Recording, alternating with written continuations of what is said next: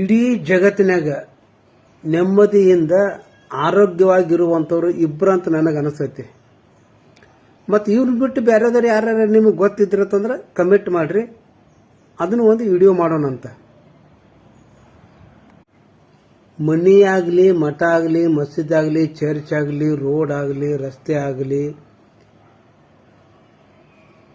ಒಂದು ಸುಡುಗಾಡಾಗಲಿ, ಎಲ್ಲಿ ಆಗಲಿ ಊಟ ಆದಮೇಲೆ ಯಾರು ಮಲ್ಕೊಂಡು ಕಣ್ತುಂಬ ನಿದ್ದೆ ಮಾಡ್ತಾರಲ್ಲ ಅವನು ನೆಮ್ಮದಿಯಿಂದ ಅದಾನಂತ ಅರ್ಥ.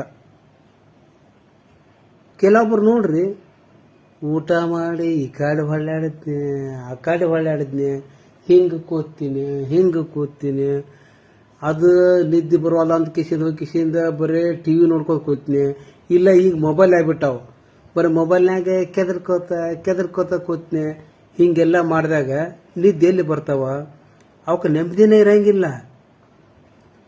ಅದಕ್ಕೆ ಇನ್ನು ಆರೋಗ್ಯವಾಗಿರೋರು ಅಂತಾರೆ ಹೆಂಗಿರ್ತಾರಂತಂದ್ರೆ, ಈಗೆಲ್ಲರೂ ಬೆಳಿಗ್ಗೆ ಎದ್ದ ಕೂಡಲೇ ಇದಕ್ಕೆ ಲ್ಯಾಟ್ರಿನ್ಗೆ ಹೋಗ್ತಾರ. ಅಲ್ಲಿ ಹೋದಾಗ 2 ಬೇಡ 3 ನಿಮಿಷ 4 ನಿಮಿಷನ್ಯಾಗ ಸಲೀಸಾಗಿ ಲ್ಯಾಟ್ರಿನ್ ಆಯ್ತಂದ್ರೆ ಅವನು ಭಾಳ ಆರೋಗ್ಯವಾಗಿ ಅದಾನಂತ ಅರ್ಥ. ಆ ಸಲೀಸಾಗಿ ಲ್ಯಾಟ್ರಿನ್ ಆಗ್ಲಾರ್ದ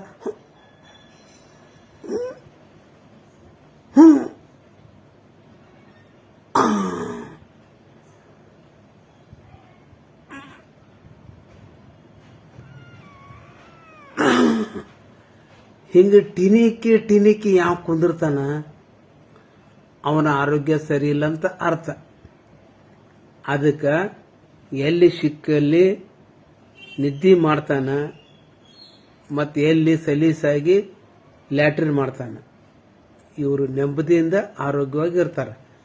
ಇವ್ರನ್ನ ಬಿಟ್ಟು ಬೇರೆದವ್ರು ಯಾರಿದ್ರನ್ನ ಕಮೆಂಟ್ ಮಾಡಿರಿ, ಈ ವಿಡಿಯೋ ಶೇರ್ ಮಾಡಿರಿ, ಲೈಕ್ ಮಾಡಿರಿ, ಕಮೆಂಟ್ ಮಾಡಿರಿ, ಫಾಲೋ ಮಾಡಿರಿ, ಸಬ್ಸ್ಕ್ರೈಬ್ ಮಾಡಿರಿ. ಅದಕ್ಕೆ ಜಾಗ ಸಿಕ್ಕಲ್ಲಿ ನಿದ್ದಿ, ಸಲೀಸಾಗಿ ಬರುವಂಥ ಲದ್ದಿ, ಇವೆರಡು ಕರೆಕ್ಟ್ ಇದ್ವು ಅಂತಂದ್ರೆ ನಿನ್ನ ಜೀವನ ಆರೋಗ್ಯವಾಗಿ ಇರ್ತೈತಿ, ಚೆನ್ನಾಗಿರ್ತೀರಿ, ನೆಮ್ಮದಿಯಿಂದ ಇರ್ತೀರಿ ಅಂತ ಅರ್ಥ.